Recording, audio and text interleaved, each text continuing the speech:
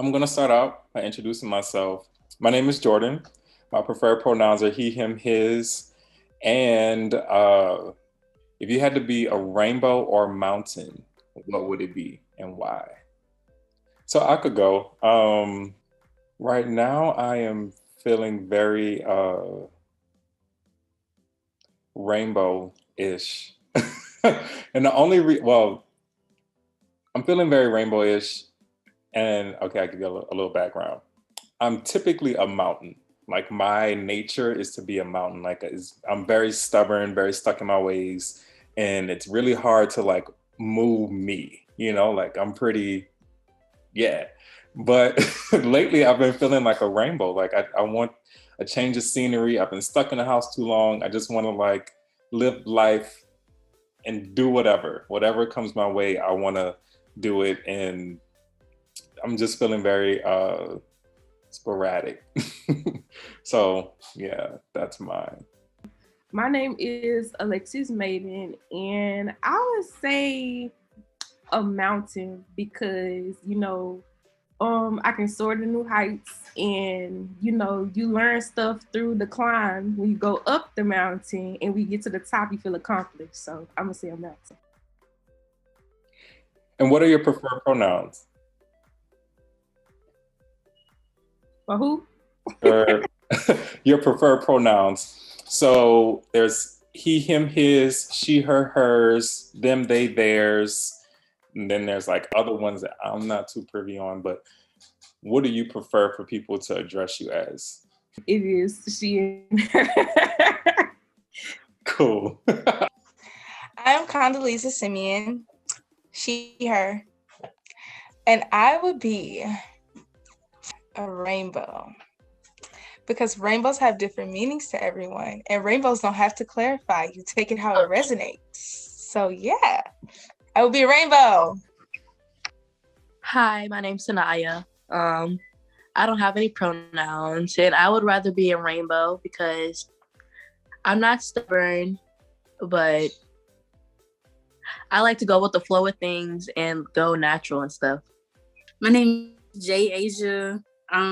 She, her, the pronouns. And I feel as if I'll be a mountain. Period.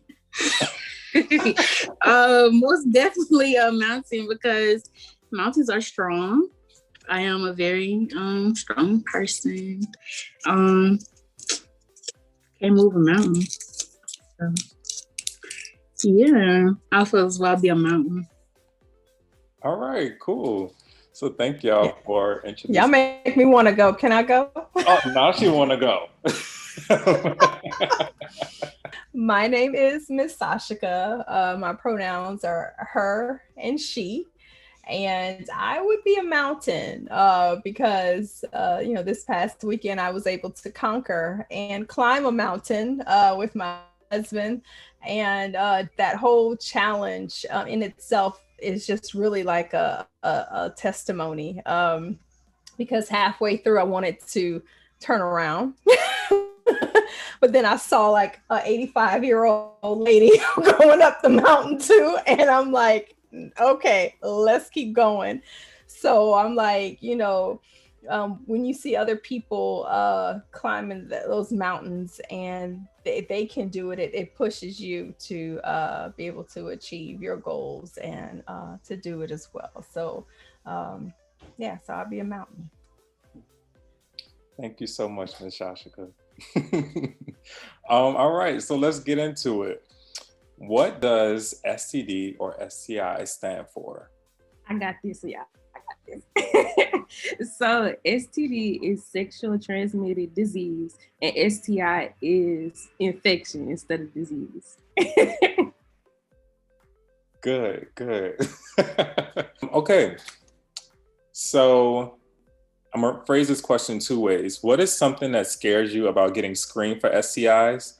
Or what is something that you think scares other people about getting screened for STIs? I feel like people really don't understand what it is and how it could affect you and how serious it is. So some people actually might not be like, oh, it's serious. It's not serious. Or some people might be, oh, it's super serious. So I don't want to I'm just gonna take a risk. Or even if they're like teenagers, they don't even want to tell the doctor that it's possibly, they could be possibly affected by something like this because their parents are usually in the doctor's office with them.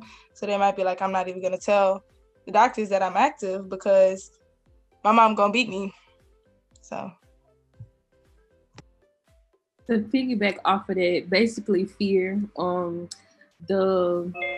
the kind of the efforts of kind of not knowing. Some people like, oh, well, they might do something to me when I take the test. They might give it to me or something like this. So mostly it's fear. So having a conversation definitely is a starter because, a lot of people are scared, and just like Condi said, 9 times out of 10, their parents are in the room with them. So they're like, oh, I ain't gonna say nothing because I ain't about to get in trouble and so on and so forth. So yeah. Why is it important to get screened for STIs? I'll answer this question. It is important to get screened for STIs or STDs because you never know, it can really lead to major health problems down the line. So it's very important just to get tested on a regular. Getting screened for STIs and STDs is important, just like getting screened for COVID is important. It stops the spread. So you'll know how to protect yourself if you have it. Also, if you detect it early, it's more likely to be curable versus if you wait a long period, it's going to get worse. And then you might get something that you can't come back from, basically. All right, I'll take it like that. Yes, it is very important to get screened for STIs for all the reasons that you all stated, and it just helps, like no matter like whatever your business is, it's just good to be in a routine of doing things because you never know what you could discover when you're getting, screened routinely.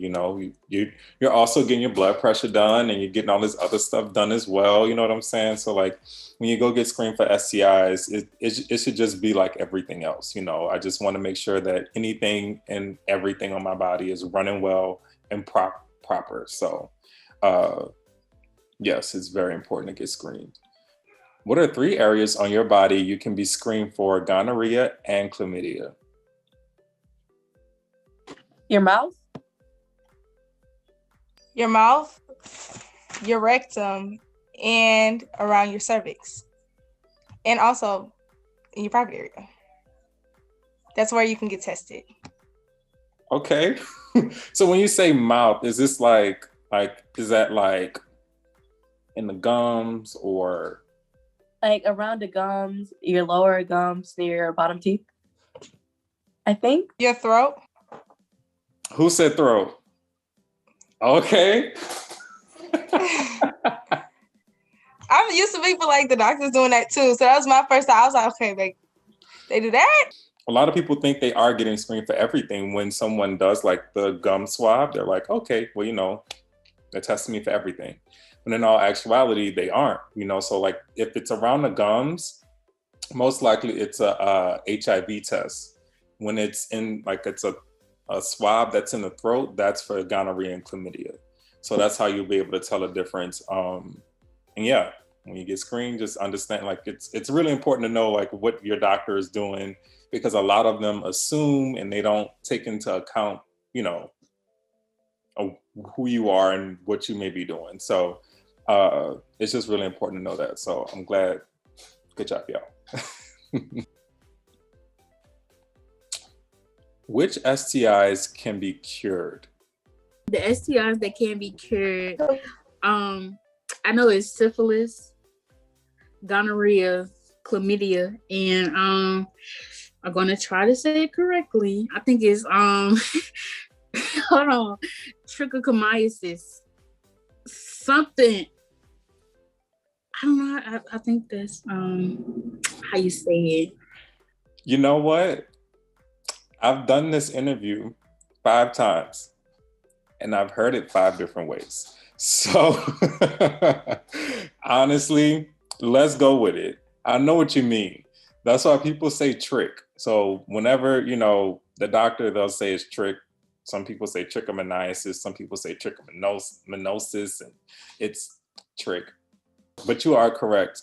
Those 4 can be cured. There are some other ones that can be cured too. Well, I know well, I don't know if this is necessarily a STD or STI, but like yeast infections, you can get them sexually. So, and that's curable. So take it how it resonates. This is true.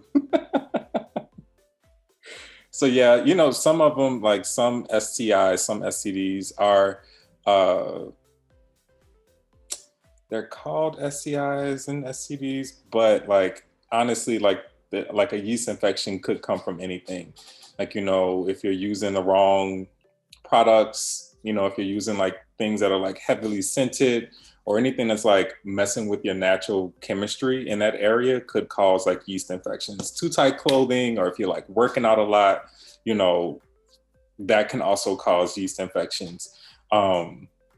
The reason why I'm saying that is because, again, as you all know, there's a lot of stigma around STIs. And when people hear that, they're like, oh, this person must have been doing this or doing that. When in all actuality, they're just probably using some like Victoria's Secret stuff that they probably shouldn't be using. Which STIs cannot be cured? Herpes. You're correct. So herpes cannot be cured, but it is also something that has this heavy sexual stigma tied to it. When in all actuality, like cold sores are also like a form of herpes, and most people have them, and most people don't even show symptoms that they have this virus. What's another one that can't be cured? HIV, I don't know if that's necessarily technically a STD, but HIV, they're starting to do like research on it to make it curable at the early stages. But like if you've had it for like more than like a month or something, they're like, we can't help you. They can control it, but they can't cure it. Yes, absolutely. So with HIV, there are some things in the works. I'm gonna get to those questions later, but just so you all know what's in the works, there is like vaccine trials going on for HIV right now. So people are like in the studies, the dead virus is working, you know, so people are currently being injected with the vaccine for HIV. So that's exciting news. And yeah, I'll leave it at that. So you all said herpes, HIV. What are some other STIs or STDs that cannot be cured? AIDS. Does someone want to respond to Alexis?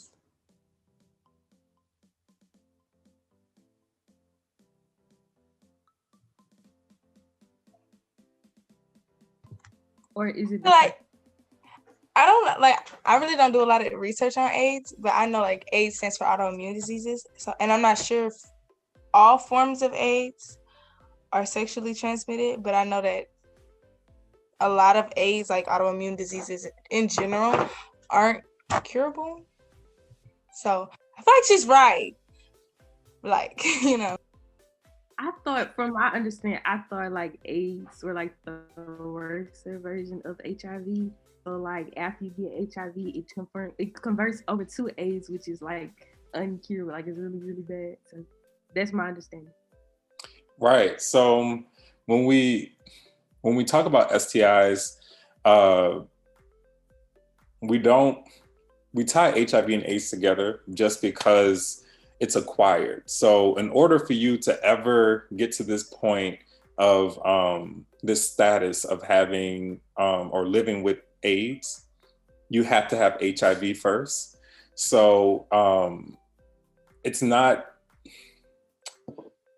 curable, but it's more so referring to the level of white blood, the T cells in your body. So when someone says, oh, that person has AIDS, it's literally meaning while this person was living with HIV, the virus attacked their body so much to where they had their T cells or their white blood cells got to a level that was really, really low.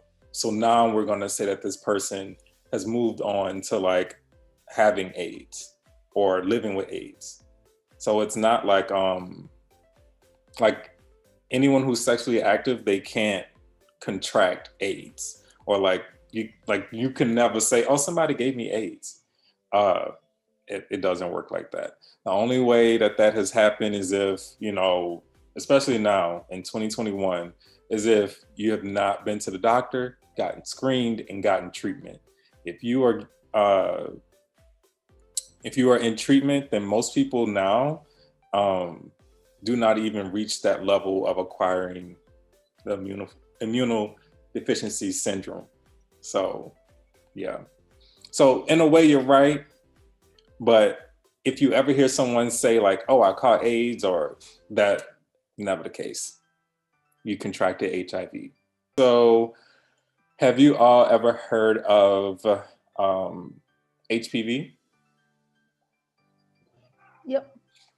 Also, okay, so I said HPV. What's another one that's out there? Hepatitis. Okay. Hepatitis A and B, we cannot cure, but we do have a cure for hepatitis C, which is amazing. Did you all notice like the trend? So I'm gonna see if you can get the trend. The ones that you can cure: gonorrhea, chlamydia, syphilis, trich. Ones that you cannot cure: herpes, HIV, HPV. Is it dealing with your immune system? It's actually a little bit I was gonna say that they all start with H, but that's so awkward for me. Yikes. That's Ooh. actually right. So they all start with H. The ones that you cannot cure. Hopefully in the future we can cure them, but rule of thumb is if it starts with an H, you can't cure it. If it doesn't start with an H, you can probably cure it. True or false? You always will know if you have an STI. That's a false claim. Absolutely correct. Most people, the biggest symptom of them all is none at all. So you are correct. False. True or false? Lubricant can lower your chances of contracting STIs. False. False.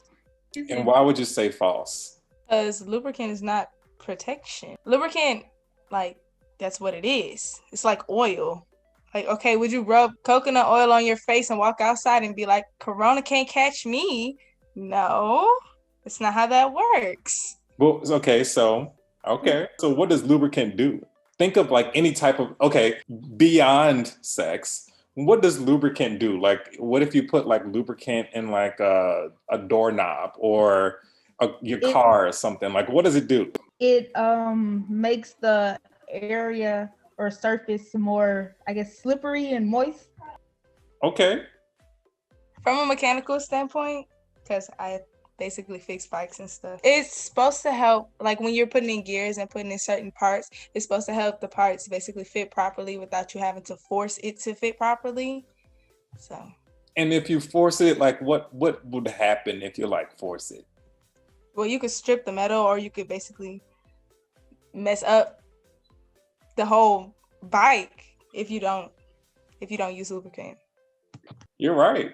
So if you do use lubricant, it'll lower your chances, not 100%, but it'll lower your chances of contracting STIs because you're creating this barrier, or this slippery barrier, where you're not creating as many tears in your skin. So it can. But also a caveat, if y'all would have said like, using lubricant on condoms could like thin the condom, then you're correct as well. So like, it's always something to think about. If you're using condoms, use a water-based lubricant. If you're, I'm gonna leave it at that.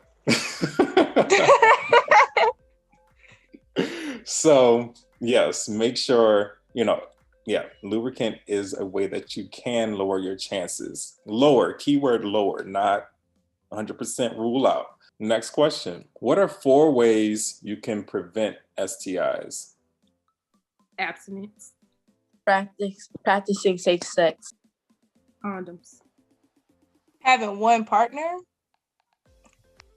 And it doesn't have to only be 4. If y'all have other ways that have not been mentioned, please share them. Abstinence again, because that's the best way. You wait for the right person. You don't gotta worry about you don't gotta worry about your mind going crazy. You don't gotta worry about none of that. You just wait till you walk down the aisle perfectly fine. See, happily ever after. What are we doing now? We're talking, having a conversation. That's very important. Start the conversation. Awareness. That is like probably the biggest way we can stop STIs. Second to abstinence and walking down the aisle. Before you even feel like you need to go to that point, if you can just talk about it, like, hey, I've been abstinent all my life. What about you? Wait, before you move on, I think I just came up with something new. So we're gonna make a trend called screening dates. So you have to go on a date first to go get screened. So screening dates. I'm gonna write that down and I'm gonna make a post about it. That's what I was thinking. I was like, I was like, when he said, go with your partner, I was like, ooh, date night, period. And then she said it, I was like, see, great minds think alike. Now look, don't. What you got? Let me see. No, don't do that, y'all. It's an intimate moment. But what is PrEP? Have y'all heard of PrEP?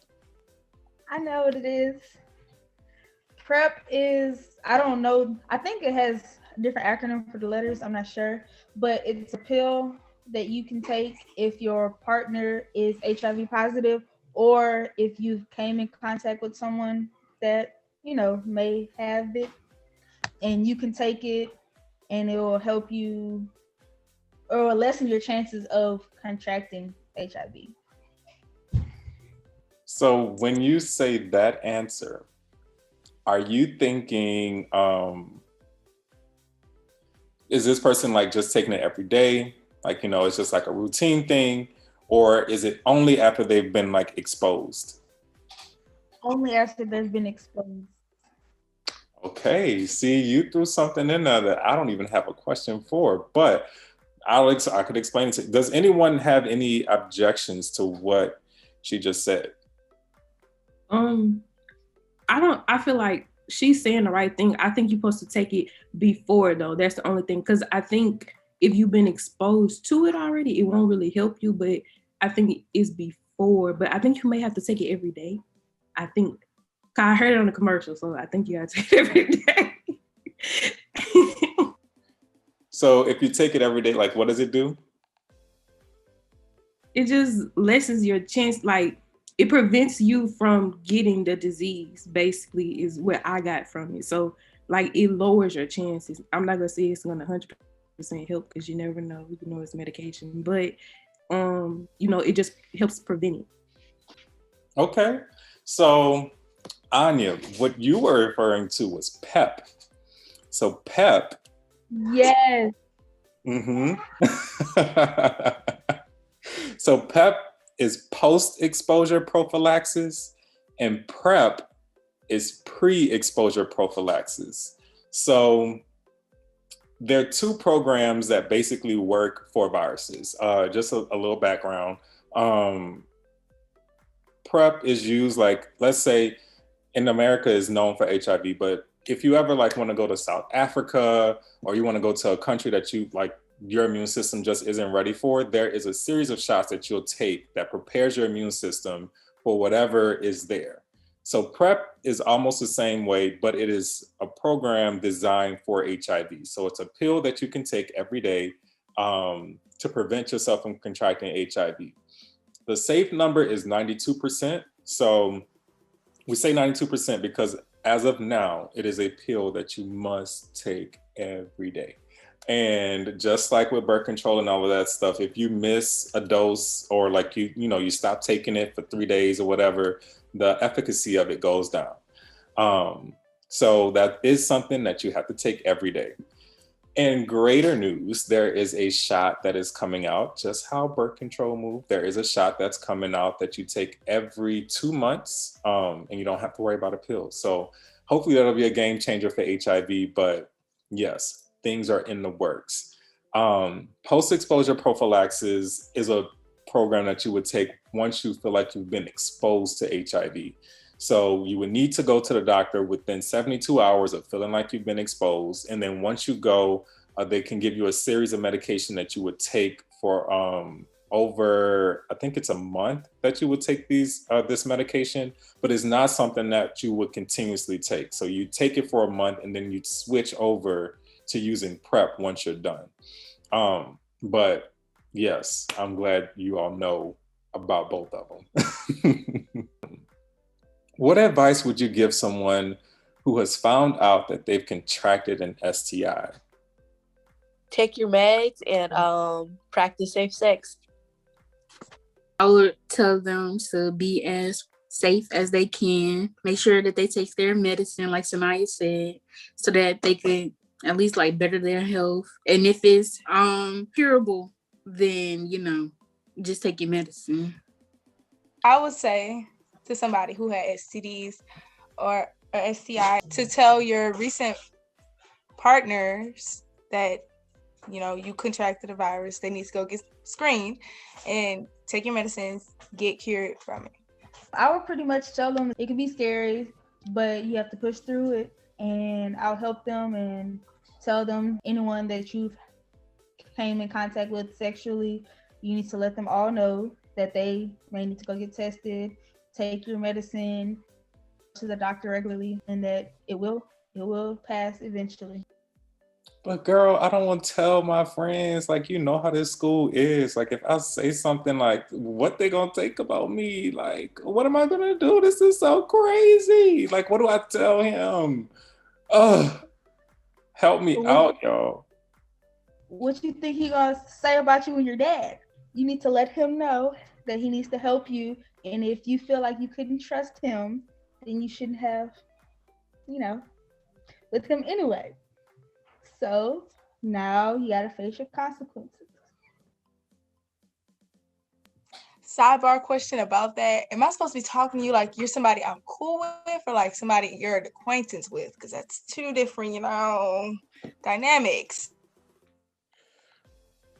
Your friend, like your homegirl just came to you and was like, look,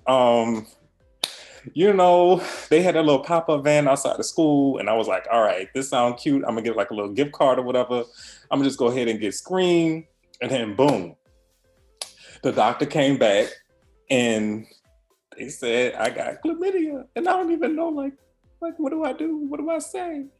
Like, these are real life situations. I've been in these situations. So, like, what do you tell that friend? Like, and what do you tell them to tell their partner? Like I think it's, and I'm saying this, and I know it's like hard to be in that scenario or in that space. And you're talking to me, so you're like, oh, well, what mature advice would I give an adult, But like, honestly, I'm just like, again, being like very honest with y'all, like things that I would tell my friend, like, girl, like, first of all, let's look it up. Let's see like what this is, like, what can we do?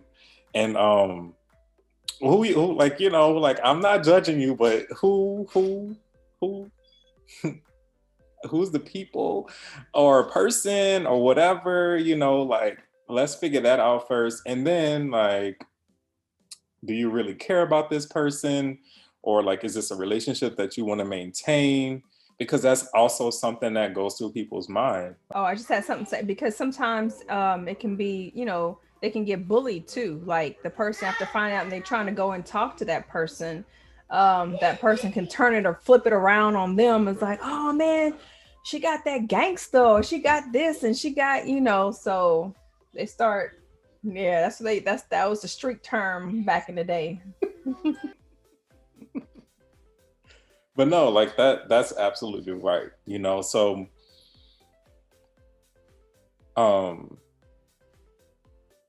do you all think it would be as simple as like you just said it, right? So like, I'm gonna just tell it like, you're gonna be fine, take your medicine, cool.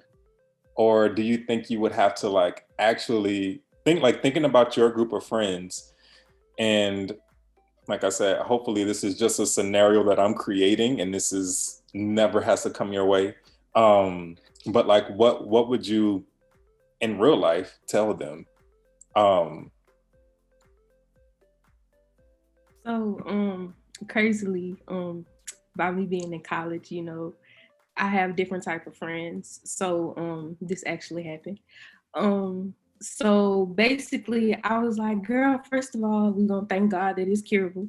And I was like, and what we're gonna do is we're gonna take this medication. I said, but I need to know, and you need to spill the tea because I need to know who have you been dealing with. So she was like, girl, it was this and this person. So I'm like, well, I'm gonna sit next to you and we're gonna call them in here and we about to get down to nitty gritty because both of them got to get tested. So they came in, so it was just us four of them. So it was literally private. You can't address people in front of their friends and stuff like that and embarrass them. You embarrass them, they're gonna put you on blast and be like, "Oh, she got that stuff. Nah, like Sasha was saying. So we got them in the room. So the guy was like, "It was me," and he knew it was him. And basically, he got it from his baby mom, and basically, she was crying and I was like, well, can you do me a favor and not spread it to anyone else? And he made me a promise that he wouldn't spread it to anyone else and he would go get treatment and all this and that. Now, did he keep his promise? I don't know. But I basically told her that you have to be careful. You have to be safe because nowadays, a lot of people don't keep themselves up. They don't screen. They don't care. They don't use protection at all. And if you are going to continue to do this, girl, you have to use protection because if not, you're gonna be around here, somebody baby mama talk about, oh, I got this and that, and oh, I'm going to money reside, and then the man treat you like trash. I say, you don't want that. So we're gonna practice safe sex and we're gonna do it like that. So she was like, girl, you're right. So I lifted her up and made her laugh at the same time she was hurt. But I was like, it's curable, so you're gonna be all right. Dust your shoulders off, keep it pushing, you good. And that was the end of the conversation. So I kind of made it like, she's kind of overly dramatic, so you kind of have to like pedal around it a little bit. So it depends on the type of friend, but really, you know your friends best, so address it, but kind of like make them laugh and kind of ease it a little bit. That just made my heart so warm. I love that. And both advices that you gave were great.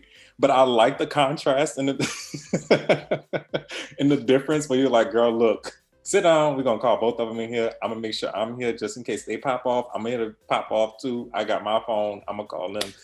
This is how we gonna nip this in the bud. Yeah, because you're not about to fail my friend.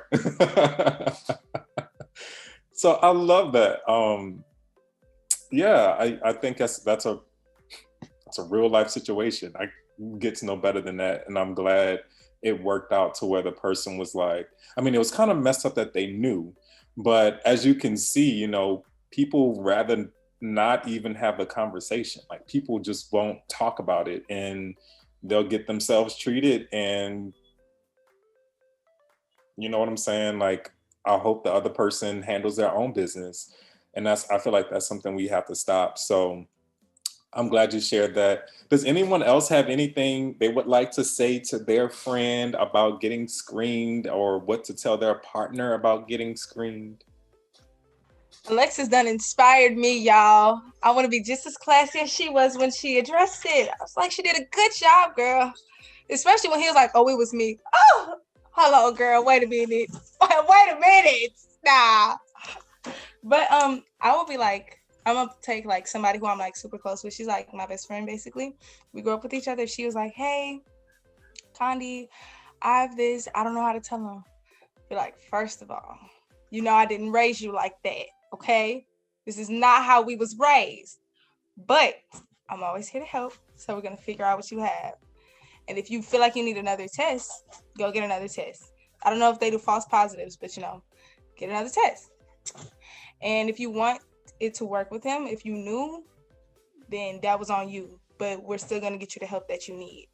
And if you didn't know, you need to tell him or tell them if it's multiple people. My friends don't do that, but if it's multiple people, you need to tell all the people who you've dealt with that's what's been happening. And of course, I would do something similar, like wouldn't let them be in a public area and just tell them, because you might like embarrass her. And I don't play that. I'm not like Alexis. Yeah. Wait a minute. Because especially we in public, don't do that. But I would definitely like tell them like get help. And if it's not curable, I'm gonna always be by your side, even if it's like, even on your worst days, because I've been there for bad days, and I'm here for you. This is my last question, y'all. I know y'all enjoyed your time with me. What's the weirdest myth you've heard about STIs? I have a really weird one. I've been thinking about this question. I was like, I wonder if he's gonna ask it. But I heard like STDs started from gorillas and gay people in Africa. And that's basically, a lot of rumors have been built on that, which is weird for me. Such an L for society, you're correct. That is something I've heard. That is a myth. I said, yeah, I just had to make that clear on the recording. That is a myth. Mm-hmm. Any other weird things that you've heard about sexual health? That dogs can pass it on to each other for some reason. I heard that one, but it's also something that yeah, that's random. Do I need to get my dogs trained?